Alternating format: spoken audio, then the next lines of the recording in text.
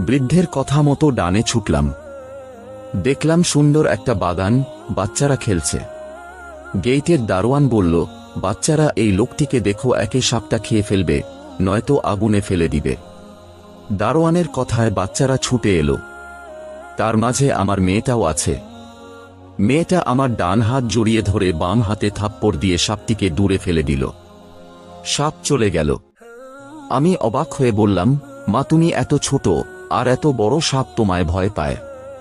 মেয়ে বলল, আমি জান্নাতি মেয়ে, জাহান্নামের সাপ আমায় ভয় পায়। বাবা, ওই সাপকে তুমি চিনতে পেরেছ? আমি বললাম, না মা। আমার মেয়ে বলল, বাবা, এটা তোমার নফসের রূপ। নফসকে তুমি এত বেশি খাবার দিয়েছ যে সে আজ এত বড়, এত শক্তিশালী হয়েছে।